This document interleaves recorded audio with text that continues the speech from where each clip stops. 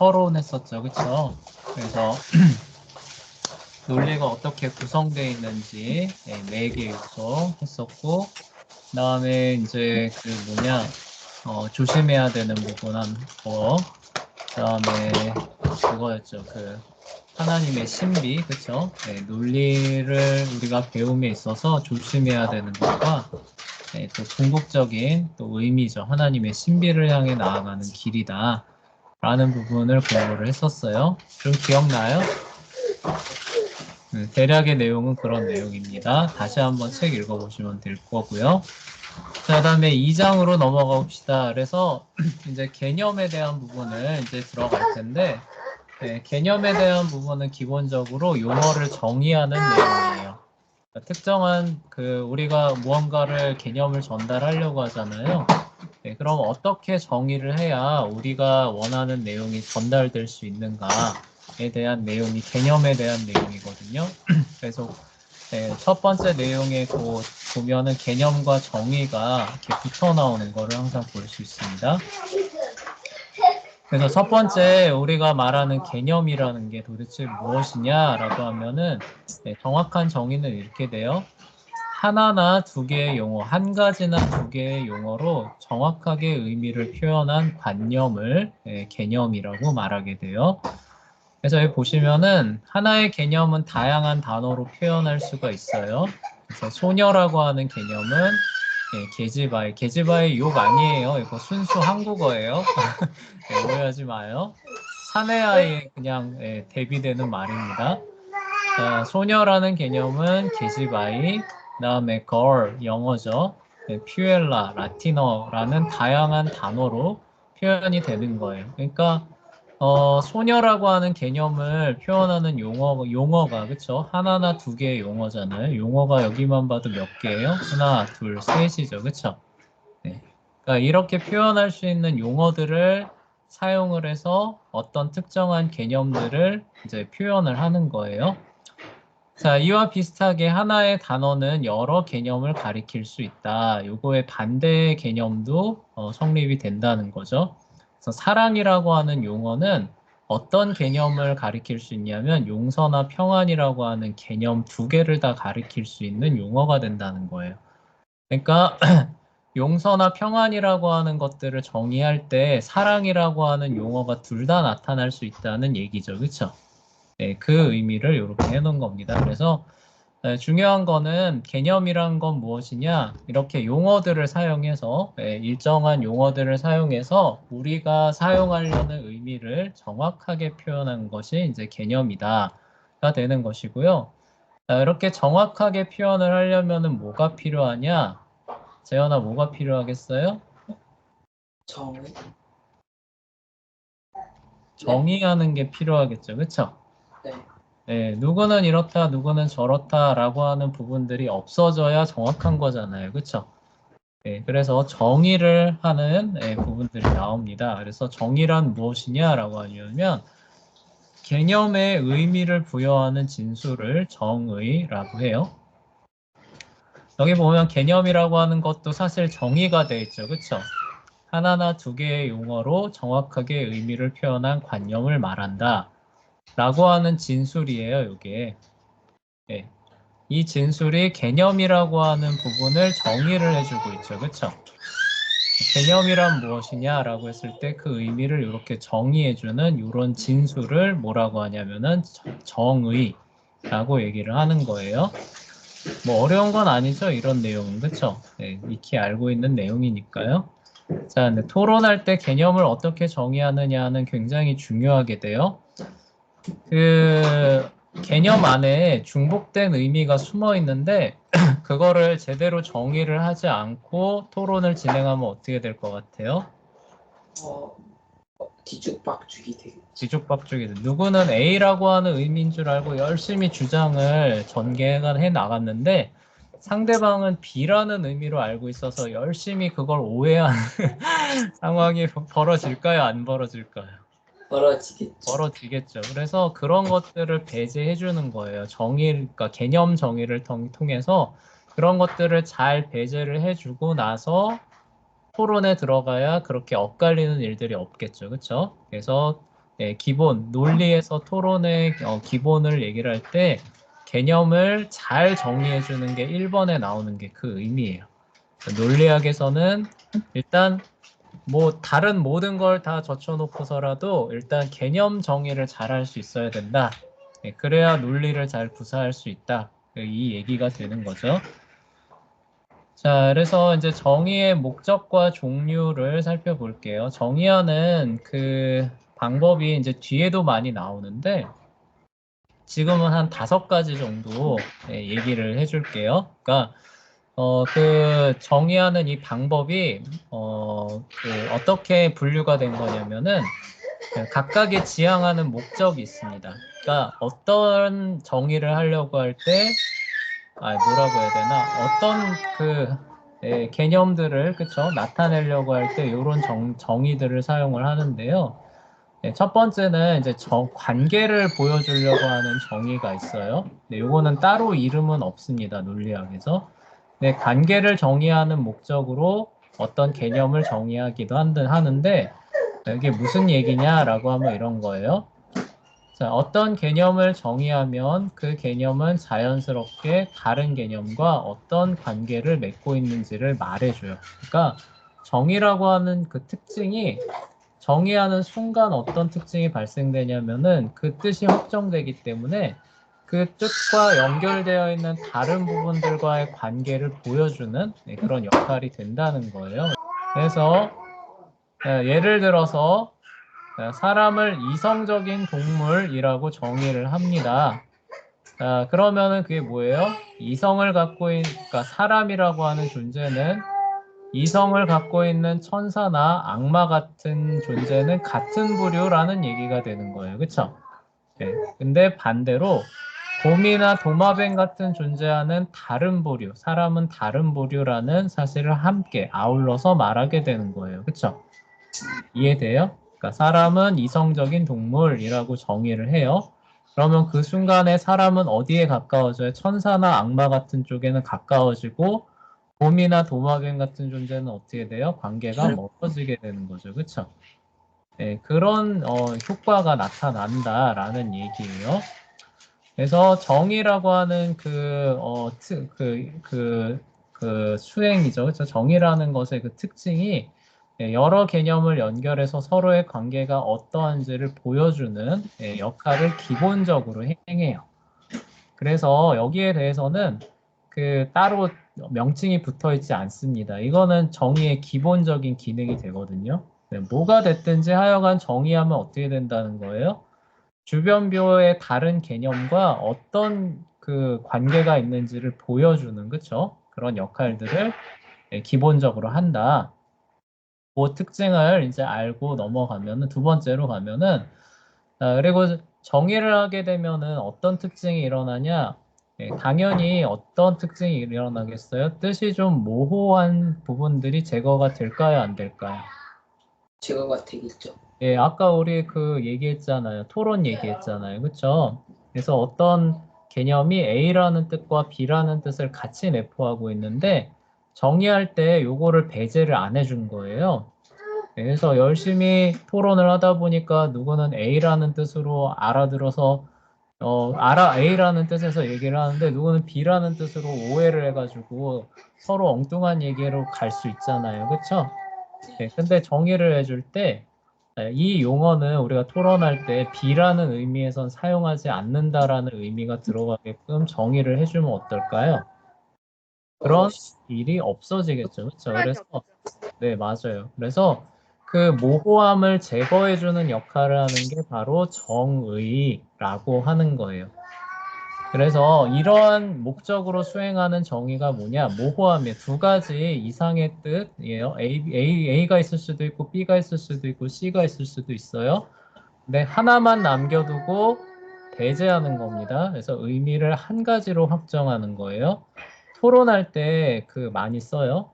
토론할 때 많이 쓰는 건데 의미를 한 가지로 확정함으로써 모호함을 줄이는 정의가 무엇이냐라고 하면은 이거는 사전적 정의라고 이름을 붙여요. 앞에 거는 왜 그 이름을 안 붙였냐? 저거는 특정한 목적을 가지고 하는 게 아니라 정의를 하면은 기본적으로 그런 특징이 발생을 해요. 그렇죠? 그렇기 때문에 따로 명칭을 붙이지 않았지만 두 번째 같은 경우부터는 이제 목적이 들어가는 거예요. 이거는 여러 의미 중에서 한 가지만 남겨둬서 헷갈리지 않게 하려고 하는 정의다라는 거죠. 그렇죠? 그럴 목적으로 정의하는 거기 때문에 정의는 정의인데 어떤 정의냐라고 하면 사전적 정의라고 이름을 붙이는 겁니다. 그래서 이 용어들에 좀 익숙해지시면 좋아요. 자, 그리고 이제 같은 맥락에서 막연함을 줄여주려고 하는 목적으로 정의를 사용하기도 해요. 예를 들면 이런 겁니다. 이 정의는 재현이는 키가 크나요, 작나요? 작아. 어떤 기준으로 작다고 하는 거예요? 평균 사람들의 키. 재현이가 저기 뭐냐 그 난쟁이 날아가면 거인이잖아요, 그렇죠? 네. 엄청 큰 거 아니에요? 근데 제가 네. 사는 세상에서 네, 기준. 네, 그렇죠. 그러니까 그 기준이라고 하는 게 막연하죠, 그렇죠? 네. 왜냐면 주관적이고 상대적일 수 있는 영역들이 있단 말이에요, 그렇죠? 뭐가 됐든지. 서연이 오늘 점심 먹은 거 맛있었어요? 뭐 먹었어요? 안 들려요, 안 들려요. 오징어 젓갈과 밥을 먹었어요. 오징어 젓갈 좋아해요? 네. 네, 선생님은 되게 싫어하거든요. 그러면 맛 없어야 되잖아요, 그렇죠? 네. 근데 서연이는 왜 맛있어요? 이런 것과 같은 문제들 상대적이잖아요. 크다, 작다, 아쉽다, 맛없다. 이런 부분들은 그 이야기를 할 때 사람마다 기준들이 다 다를 수 있거든요. 이런 상태에서 얘기를 해 나가다 보면은 역시 엉킬까요, 안 엉킬까요? 엉키겠죠. 엉킬 수 있겠죠. 그래서 이 정의는 뭐냐면 기준을 세워주는 겁니다. 객관적인 기준을 세워줘서 그것을 바탕으로 해서 많다, 적다, 크다, 적다를 논할 수 있게끔 하는 정의가 이 정의가 되는 거예요. 그래서 여기 보면은 뭐 명확하지 않은데 여기는 가장 중요한 단어가 빠졌죠, 그렇죠? 가장 중요한 단어가 뭐냐면은 객관적인 기준을 성립해 주는 겁니다.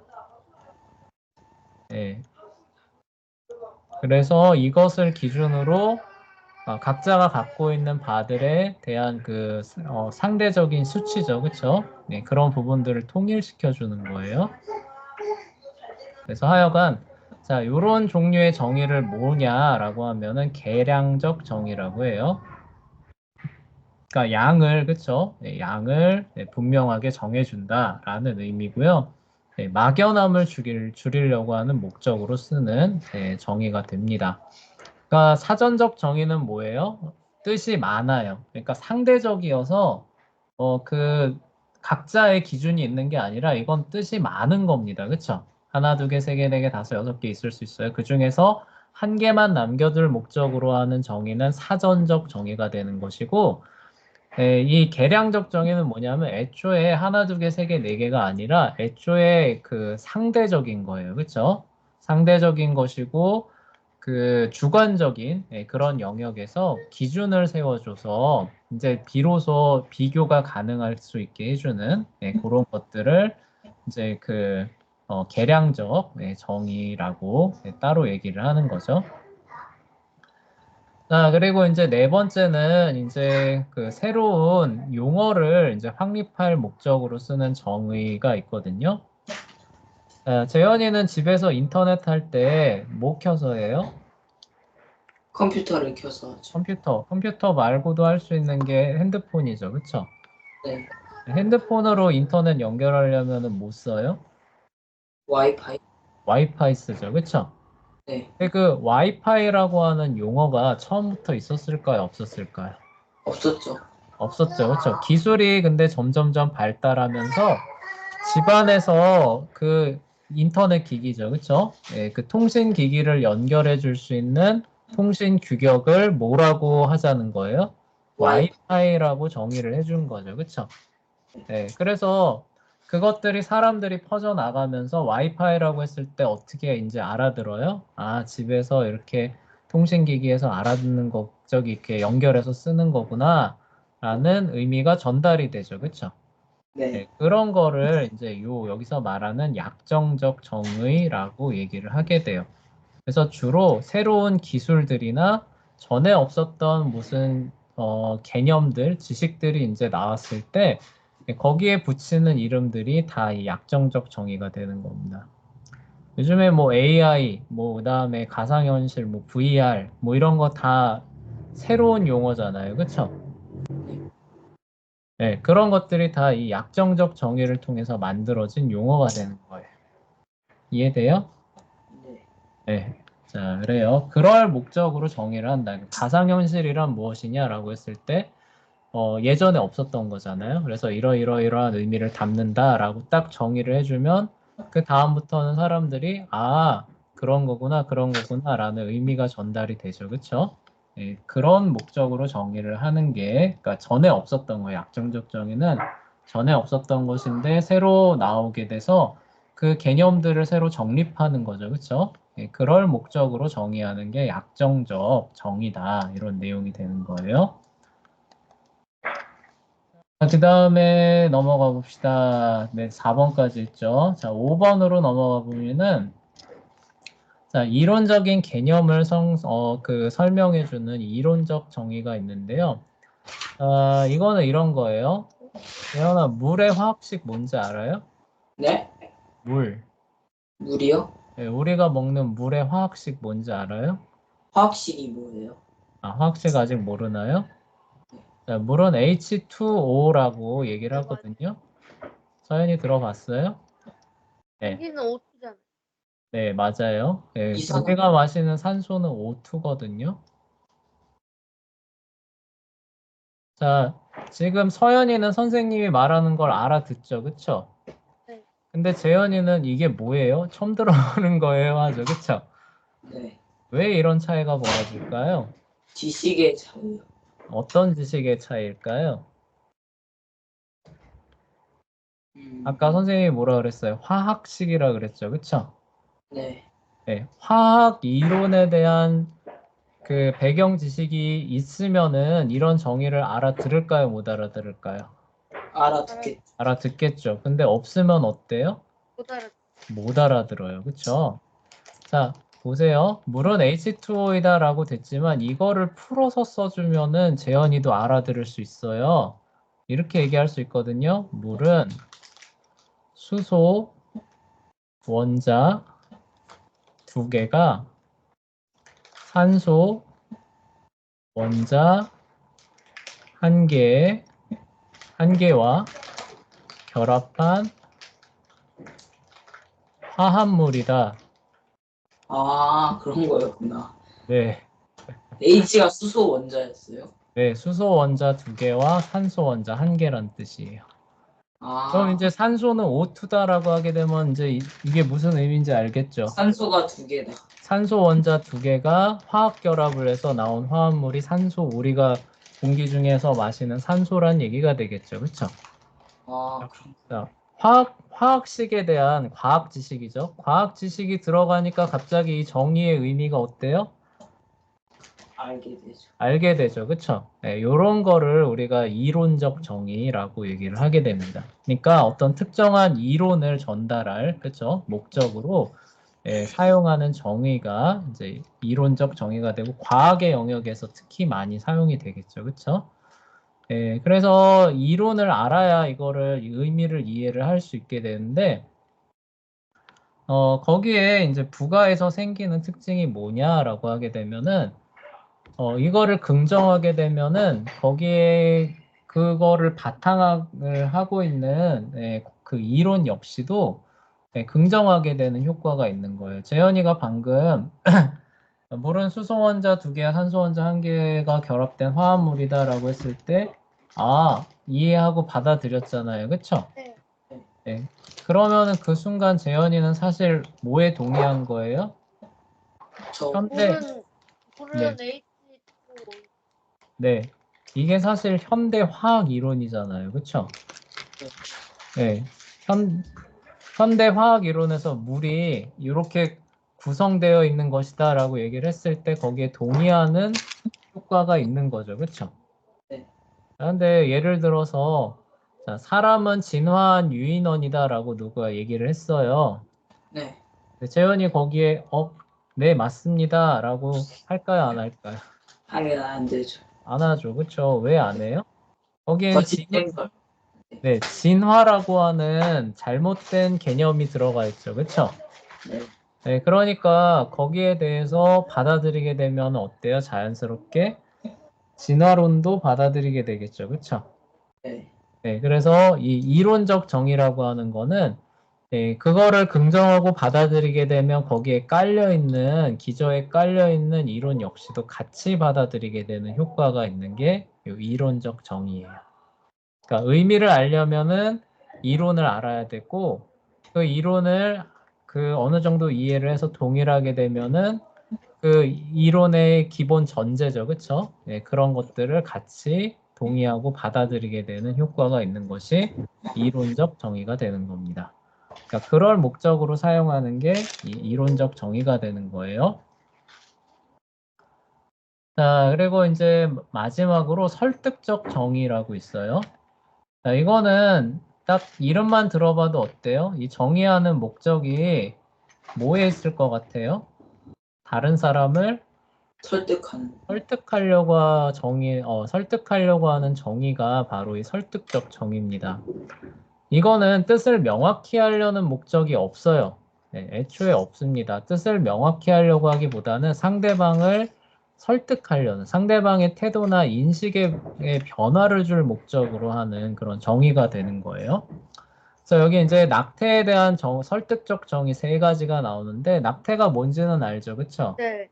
네, 그 안 좋은 일이긴 해요. 그래서 이제 낙태가 아무런 잘못이 없는 아이를 살해하는 일이라고 정의를 하게 되면은 기본적으로 어떤 그 태도를 상대방이 갖기를 원하는 거예요? 낙태를 반대하기를 원하는 그 의도가 들어가 있는 거죠. 그렇죠? 네. 네. 아무런 잘못 없는 아이를 살해하는 일입니다라고 정의를 딱 했는데 열렬히 행하세요라고 네, 미친 사람 없잖아요. 그렇죠?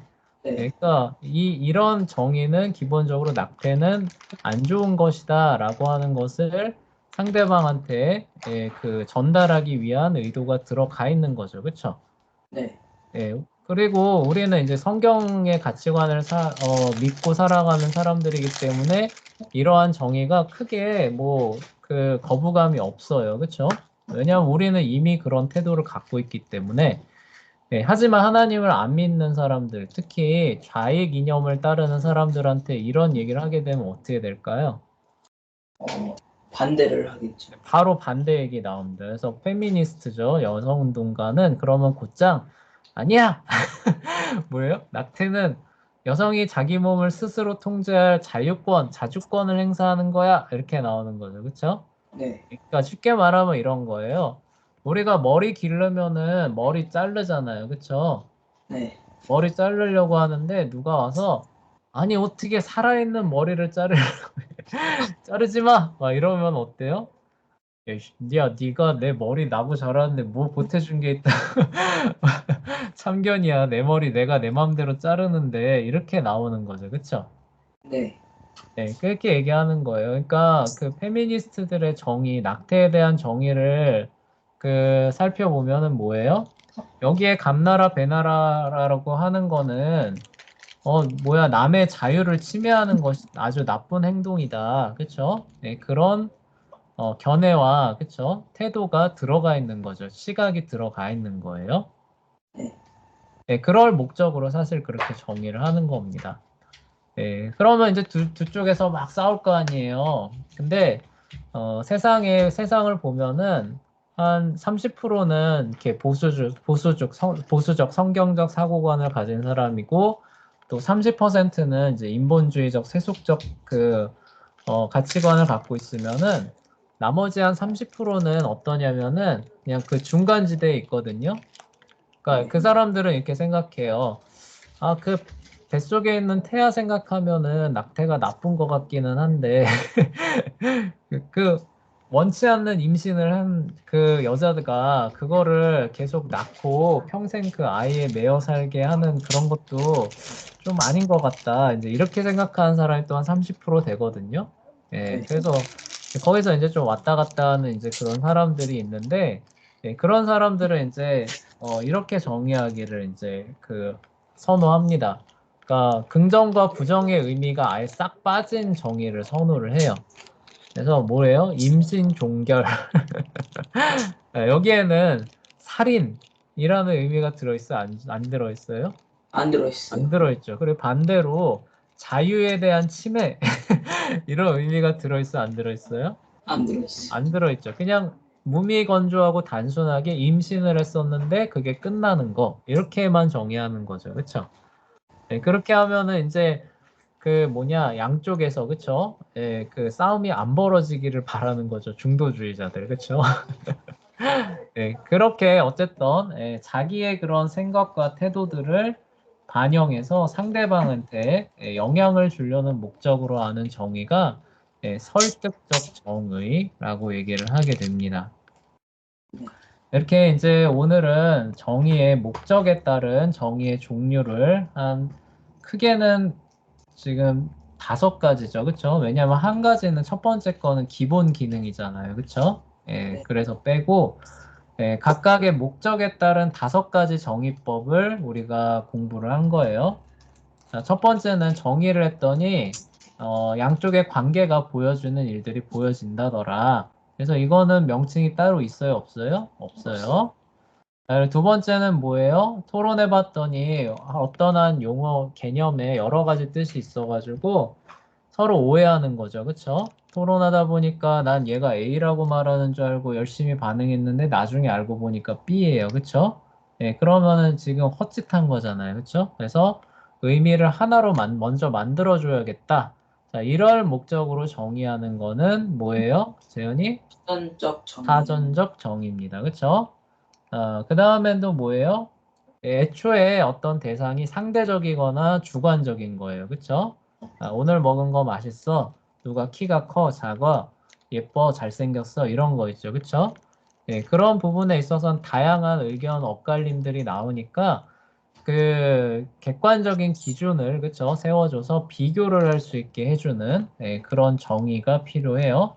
자, 서연아, 그건 무슨 정의예요? 좋은 정의. 좋은 정의. 약정적 정의. 약정적 정의 아니에요. 네, 막연함을 줄여주는 정의는 계량적 정의입니다. 그러니까 네, 여러분들한테 계량적 정의. 계량적 정의, 용어에 빨리 익숙해지라고 계속 반복하는 거예요. 네, 계량적 정의가 됩니다. 자, 그 다음에 신기술이 나왔어요. 신기술이 나오면 그거를 부를 수 있는 용어가 있을까요? 없을까요, 재현아? 못 부르죠. 없겠죠. 그쵸? 그래서 그거를 정의를 해줘가지고 그 신기술에 대한 내용들이 통용되게 해주려고 하는 정의가 있어요. 그런 정의는 무슨 정의예요? 재현아? 약정적 정의요. 네, 약정적 정의가 됩니다. 자, 그리고 어떤 이론적인 개념을 전달하려고 하는 정의가 있습니다.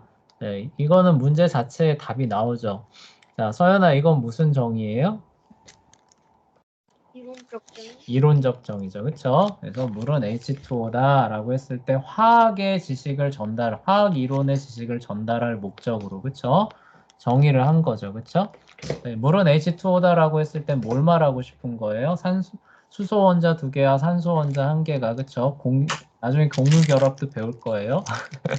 네, 공유결합으로 극성결합을 통해서 나중에 화학 배우면 이런 거 다 나옵니다. 네, 결합한 것이 물이다. 라는 내용을 전달하기 위한 그런 정의가 이런 이론적 정의가 되겠죠. 자, 그리고 이런 거 같은 거 모호함 제거할 목적도 없어요. 막연함 제거할 목적도 없어요. 이론적인 개념을 전달할 생각도 없고요. 새로운 어휘를 만들 목적도 아니에요. 내가 원하는 건 오직 상대방의 생각과 태도를 영향을 끼치려고 하는 정의입니다. 자, 이런 정의는 뭔가요, 재현아? 설득적 정의. 네, 설득적 정의라고 말하게 됩니다. 자, 오늘 배운 것 중에 이해 안 되거나 질문 있으신가요? 아니요. 어렵지 않죠, 그렇죠?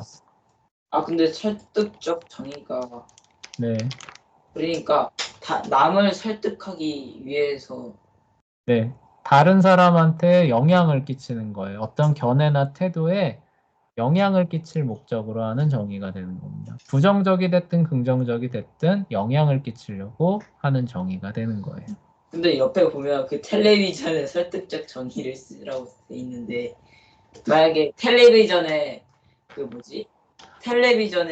만약에 그 설득적 정의를 적어야 된다면 만약에 선생님과 부모의 입장에서잖아요. 선생님과 부모의 입장에서 그러면 그거를 잘 봐야지. 그러니까 네. 그러면 텔레비전은 안 좋은 것이다 이런 식으로 설득. 당연히 그렇게 나오겠죠. 선생님과 부모의 입장이니까.